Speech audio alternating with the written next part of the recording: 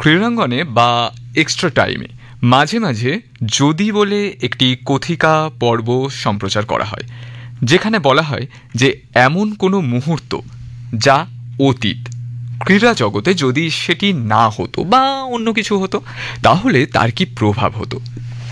মনে পড়েছে না?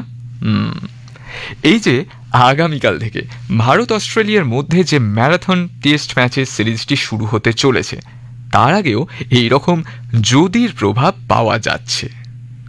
ধরে নিন ভারত সদ্য শেষ হওয়া টেস্ট সিরিজে নিউজিল্যান্ডের কাছে যদি না পরাজিত হতো, আরও একটু পিছিয়ে যায়, সেই সিরিজেরই প্রথম টেস্ট ম্যাচ যেটা বেঙ্গালুরুতে হয়েছিল, সেখানে ভারত যদি টসে জিতে প্রথমে বোলিং করত। আর একটা বলবো, সাহস পাচ্ছি না, কারণ এটা শুনলে আমার শ্রোতা বন্ধুরা রেগেও যেতে পারেন। তাও বলি, 2021-এর বর্ডার গাভাস্কার ট্রফি সিরিজের শেষ ম্যাচ ব্রিসবেনে, সেই ম্যাচটা ভারত 3 উইকেটে জিতে সিরিজ জিতেছিল। সেই ম্যাচটা ভারত যদি হেরে যেত। এই এত যদিকে যদি অ্যাড্রেস করতে হয় তাহলে বলি, বেঙ্গালুরুতে প্রথমে বোলিং করলে হয়তোবা প্রথম টেস্ট ম্যাচ জিতত ভারত এবং বাকি সিরিজে তার প্রভাব পড়ত। নিউজিল্যান্ড সিরিজটি ভারত জিতলে আসন্ন সিরিজের জন্য দ্বিধাহীনভাবে ভারতই ফেভারিট থাকত। 2021-এর ব্রিসবেন ম্যাচটি যদি ভারত না জিতত তাহলে কি হতো? সিরিজ ড্র হতো। আমরা তারপর থেকে আশাই করতাম না যে অস্ট্রেলিয়ার মাটিতে অস্ট্রেলিয়াকে দুর্মুষ করার ক্ষমতা রাখে ভারতীয় দল। জানি আপনারা বলবেন যে 2018 বা 19-এর সিরিজেও তো ভারত অস্ট্রেলিয়ার বিরুদ্ধে জিতেছিল, তা ঠিক, কিন্তু 2021-এ যখন ঋষভ পন্ত উইনিং শটটা মারলেন, স্কোয়ার লেগে দাঁড়িয়ে থাকা নেথন লায়নের হতবাক ভঙ্গিটা মনে আছে? ঠিক সেরকমভাবে ভেঙে পড়েছিল অস্ট্রেলিয়ানরা সেই পরাজয়। এখনো কানে বাজে সেই কথাটা। The fortress Gabba has just been breached for first time in 32 years. আগামীকাল থেকে যে বর্ডার গাভাস্কার সিরিজ শুরু হবে, সেখানে আরও একটি তাৎপর্যপূর্ণ ম্যাচ আছে। চতুর্থ টেস্ট ম্যাচ 26শে ডিসেম্বর, বক্সিং ডে। কিন্তু দিল্লি তো অনেকটাই দূরে, কারণ কোনো ম্যাচ ড্র না হলে হয়তোবা বক্সিং ডেতে যাওয়ার আগেই সিরিজ জিতে যেতে পারে কোনো এক দল।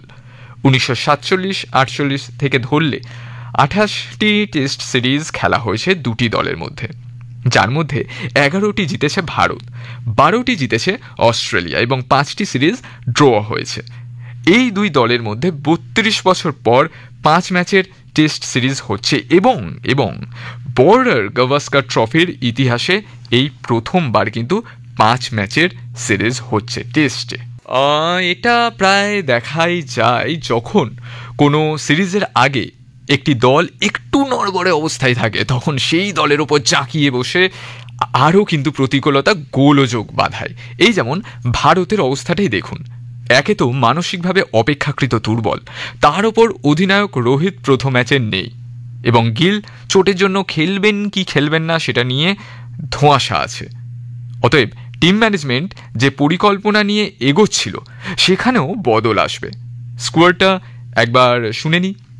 অভিমন্যু ঈশ্বরন, যার খেলার সম্ভাবনা অনেকটাই কম, দেবদূত পাডিক্কল, সরফরাজ খান, রোহিত শর্মা, শুভমন গিল। আমি কিন্তু এটা ওই প্রথম টেস্টের কথা বলছি না, আমি ওভারঅল বলছি। শুভমন গিল, বিরাট কোহলি, যশস্বী জয়সওয়াল, নীতিশ কুমার রেড্ডি, রবিচন্দ্রন অশ্বিন, রবীন্দ্র জাদেজা, ওয়াশিংটন সুন্দর, ধ্রুব জুড়েল, লোকেশ রাহুল, ঋষভ পন্ত, আকাশদীপ, হর্ষিত রানা, জসপ্রীত বুমরা, মোহাম্মদ সিরাজ এবং 3 জন খলিল আহমেদ, মুকেশ কুমার আর নবদীপ সাইনি রিজার্ভে আছে। তাদের মধ্যেও আবার খলিল আহমেদ অনুশীলনে চোট পাওয়ায় দলের স্কোয়াডে ডাক পেয়েছেন বাঁহাতি বোলার ইয়স দয়াল। এছাড়াও স্কোয়াডে তো প্রসিদ্ধ কৃষ্ণা আছেনই।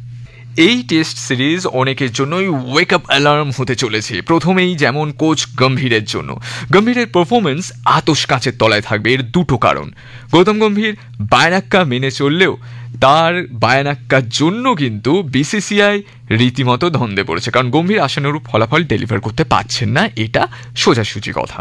এবং দ্বিতীয় হচ্ছে, গৌতম গম্ভীরের বদলি ভারতীয় বোর্ড কিন্তু বোধহয় পেয়ে গেছে। ভিভিএস লক্ষ্মণের কথা বলছি। রাহুল দ্রাবিড় যেমন একটা সময় এনসিএ থেকে আন্ডার-19 হয়ে জাতীয় সিনিয়র দলের কোচ হয়েছেন, লক্ষ্মণের জার্নিটাও কতকটা একই রকমভাবেই হতে চলেছে বলে মনে হয়। অধিনায়ক হিসেবে রোহিত শর্মা, এছাড়াও কেএল রাহুলের টেস্ট কেরিয়ার এখনও প্রশ্নচিহ্নের মুখে।